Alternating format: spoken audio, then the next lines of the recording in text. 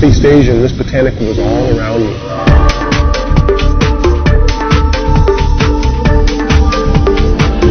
And I realized, wow, this could be the next big one to change the world of health and nutrition.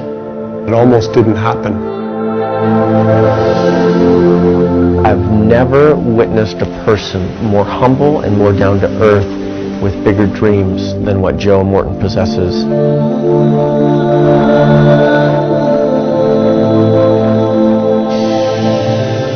When I think of our upbringing, I think of it fondly. You know, at the time when you're growing up in that kind of an environment out in the country, you wonder, oh, is this really what I want in life?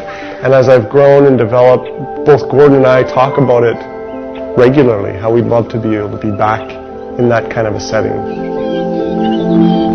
I remember my mother taking us and showing us botanicals, but not just showing us them, but showing how they benefit our human health.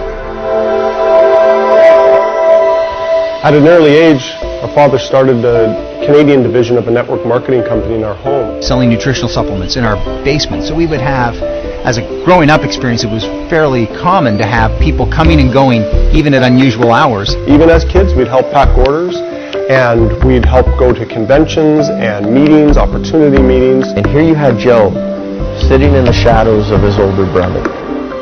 Kind of the guy behind the scenes, just observing. Joe is more driven than I am. To me, network marketing and the nutritional industry means offering people a way to change their lives. And I always wanted to be a part of that. I really wanted to change the way that botanicals and nutritional supplements were marketed. You know, Gordon is a people person. It's a guy like him who actually ended up becoming a distributor in this industry. And not just a distributor, but the top distributor. He's always been a mentor of mine, and followed him a lot throughout my life. All of that adds up to the story, to this one day that Joe would be sitting in the country of Malaysia. He speaks French. Somehow his French skills got him in the international department. He ends up getting sent to Malaysia and taking a one-year general manager's position over an entire country. I was thrust into a leadership position very quickly at an early age, and that was a very challenging point in my life. Every afternoon at about 4 o'clock, I'd get a call from Joe, and I'd call it like therapy hour. Yeah. Because Joe was sitting there in Malaysia. This had been the most difficult experience professionally I had in my life.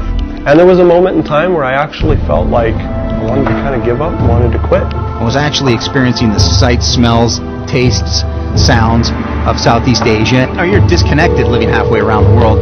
And I phoned my father, looking for some sympathy, looking for him to maybe understand and say, hey, it's okay, Joe, come on home. But I received a different message. The message was basically, you need to stay. You are a leader. People are looking towards you. You must stay and you must lead. You know, as I changed my attitude, came back to that dream of bringing a botanical to the world. On one of the calls, I remember specifically him being pretty animated about having tasted for the first time mangosteen. And all of a sudden, it clicked.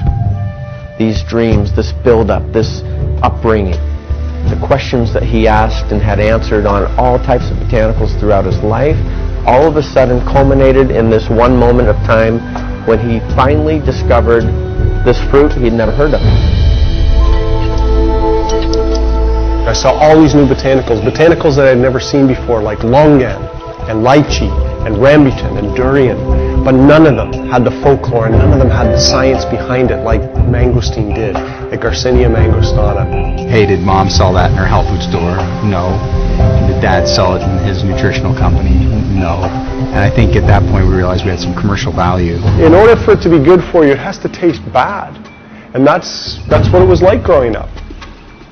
But here I was, a fruit, a botanical, that tastes phenomenal. They call it the queen of fruit. And yet it has all this folklore use behind it.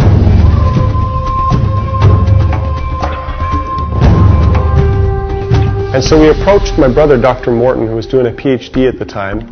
We said, Dr. Morton, can you take this botanical, can you look at it, and can you see if there's any science behind it? He came back and said, you guys realize what you have here. He's just started going through paper after paper after paper of research that had been done in universities throughout the world. The rind of the mangosteen has polysaccharides, it has proanthocyanidins, it has xanthones, which was a new class of phytonutrients to us. Xanthones. Gordon, Aaron, and I looked at each other. Are you kidding me? Xanthones. Never heard of it before. It seemed like somebody presented us with an answer book that said, hey, you've got the product, the validation, the science, and a commercial market for it. And there was a feeling in that room that we needed to do it, and we need to do it now. How do we bring an exotic fruit to the world, one that's never been brought to market before? We decided to do it in a beverage, use the whole fruit, the peel and the pulp of the fruit. That's when I wanted to call it the Mangosteen Plus Plus Company. It was very catchy. Aaron said we are going to brand this product so strong that when anyone talks about xanthones, when anyone talks about mangosteen, they will have to talk about our product. It was at that time when Gordon said we were going to find a way to make sure that we give back a portion of our profits to children's charities, and that we will make a compensation plan that will make industry leaders' heads spin. We wanted to come up with a word that was fun. We decided the three of us would lock ourselves in a room and not come out until we had a brand name. Go on to represent something bigger than just red liquid in a bottle. And it was Gordon. Connected mangosteen and xanthones together and came up with the name XanGo. Gary Hollister. He is an amazing leader. He handed me a stack of studies about 1.5 inches thick and asked me to take it home over the weekend and form my own opinion. First thing I did Monday morning was to call Aaron and say, we have got to find a way to bring this product to market. Brian's a salesman trapped in a lawyer's body. I was ready for a change in my life. And one day Aaron said, Brian, what if the magic could be restored? Would you be interested in being a part of something that would bring it back to life? I said, absolutely. The financial genius of a Kent Wood. He has audited some of the biggest companies in the industry, bar none. It was a short window of opportunity that we had to launch XanGo, so we acted with urgency and scheduled our first board meeting at my house. It had to be there so that I could watch the children. My wife gets home. I introduce her to my 5 new partners, let her know that we're starting this company, and oh, by the way, I quit my job. It was coming together. It was starting to happen. We knew it was right. I knew it was right. And yet, every single one of us, we'd mortgaged our homes, we'd mortgaged our cars, our wives and our children, and we were set to go. I often say to Aaron, you are meant to lead great companies. Congratulations, XanGo. We got ready to turn the switch, if you will. And all of a sudden we realized we didn't have enough fax machines lined up. It just started to roll, and faxes were coming in and applications were coming in so quickly. People began to dream like Joe Morton. They began to believe again. Starting with nothing, and yet within 3 months we were in the black. The fast growth continues, and it hasn't let up since the day we opened our doors. And in the end, it was created twice. It was created here, and what you see before you.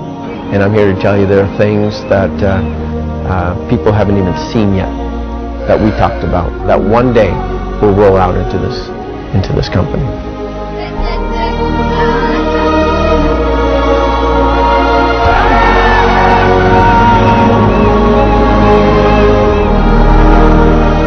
XanGo is a company built on dreams.